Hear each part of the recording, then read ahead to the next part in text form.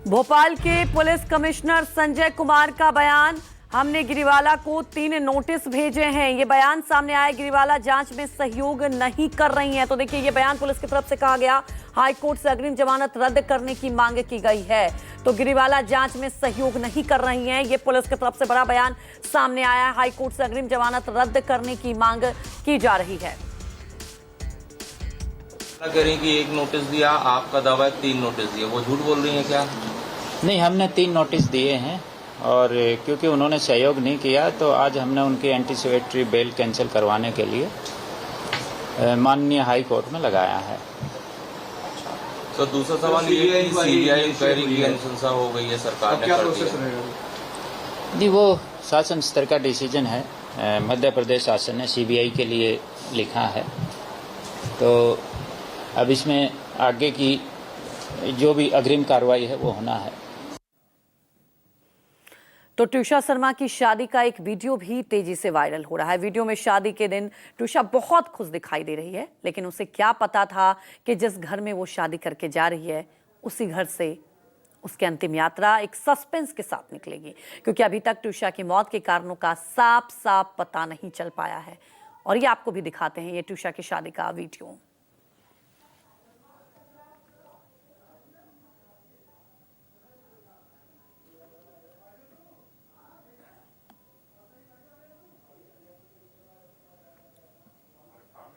तो वीडियो ये आपको दिखा रहे हैं और देख सकते हैं आप इस वीडियो में कैसे ट्यूशा यहाँ पर कितनी खुश दिखाई दे रही है, कितनी एक्साइटेड दिखाई दे रही है। कई ऐसे वीडियो सोशल मीडिया पर सामने आ रहे हैं जिसमें हर फंक्शन में ट्यूशा बहुत ज़्यादा खुश दिखाई दे रही है।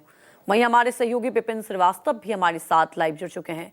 विपिन, देखिए, एक के बाद एक इस पूरे केस में ट्विस्ट सामने आ रहे हैं। हमने ये भी देखा कि कैसे आज गिरीवाला के वकील भड़क गए। अब सीबीआई जांच की मांग कही जा रही है। केंद्र सरकार को पत्र लिख दिया है मोहन यादव ने।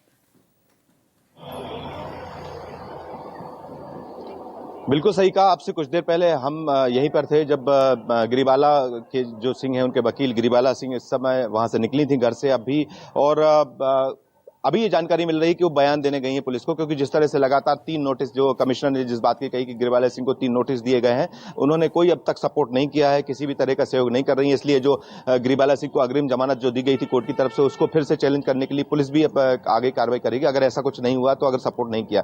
इसलिए जानकारी मिल रही है कि गिरीवाला सिंह अभी पुलिस के सामने बयान दर्ज करने पहुंचेंगी। निकली है, कहां गई अभी इस बात की जानकारी अभी नहीं पहुंची। लेकिन दूसरी बात, इस पूरे मामले में आप देखिए तो एक तरफ जहां पर उनके वकील जो जिस तरह से उनसे सवाल पूछा गया था कि 3 नोटिस नहीं मिल रहे हैं या फिर सीबीआई जांच को लेकर, तो काफी भड़क गए मीडिया पर। और दूसरे तस्वीर ये सामने आई कि एक तरफ जहां मध्य प्रदेश सरकार ने, अब जो सीएम मोहन यादव ने इस बात को जिक्र किया था जब 2 दिन पहले जो ट्यूशा के परिवार वालों से मुलाकात की, तब उन्होंने कहा था कि सीबीआई जांच को लेकर पत्र लिखेंगे। आज वो पत्र लिखा गया है, केंद्र सरकार को पत्र भेजा गया है, केंद्रीय गृह मंत्रालय को पत्र भेजा गया है कि सीबीआई जांच को लेकर सिफारिश की गई है। कुछ हद तक अब देखा जाए तो हो सकता है कि केंद्र सरकार तय करेगी कि सीबीआई जांच होनी चाहिए कि नहीं होनी चाहिए।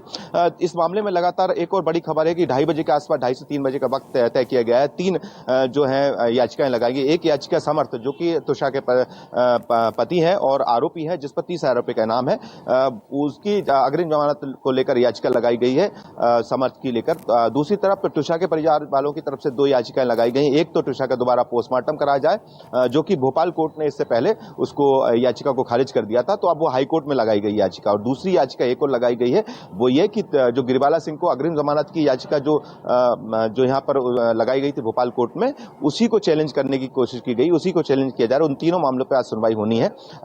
इस मामले में आप लगातार देख रहे हैं कि लगातार आज 10वां दिन है और तुषा के जो परिवार वाले लगातार इस बात पर सवाल खड़े कर रहे थे कि आखिरकार इस पूरी जांच में कहीं से सहयोग नहीं मिल रहा है, और वही बात है कि जांच को कई दिशाओं में मोड़ा जा रहा है। इसलिए इस हाई प्रोफाइल केस को अब अलग अलग तरह के एंगल से देखे जा रहे हैं। एक कल हमने बताया था, आपको याद होगा कि इस बात पर कि उसके तुषा के परिवार जो पिता हैं, उन्होंने बताया था कि करीब 84 कॉल किए गए थे तुषा की मौत के बाद 13 तारीख को। तो आज कुछ जानकारी ये भी मिल रही है कि उनमें से कुछ कॉल्स जो किए गए थे, वो एक जो ब्यूटी पार्लर जिसका जिक्र किया था गिरीवाला सिंह ने कि 3 घंटे के लिए, उसी दिन जिस दिन डेथ हुई थी, दिन में 3 ब्यूटी पार्लर गई थी, तो ये जानकारी सूत्रों से मिल रही थी कि उसको भी 13 तारीख को कॉल किया गया था। इसके अलावा कुछ अधिकारी आईएएस आईपीएस को भी कॉल किए गए थे, ये भी जानकारी मिल रही है। तो इस एंगल पर भी पुलिस जांच कर रही की अभी शुरुआत कर चुकी है कि किन किन को कॉल किए गए थे। जो सीसीटीवी लगाने वाले उस तक पहुंचने की, उसकी गवाही को लेकर भी पुलिस कोशिश कर रही है। एसआईटी इस पूरे मामले में जांच कर रही कि वो कॉल डिटेल्स निकालने की, उन कॉल्स की मतलब क्या था, उस कॉल करने की वजह क्या होती, क्योंकि इतने सारे कॉल किए गए थे। इस तरह के आरोप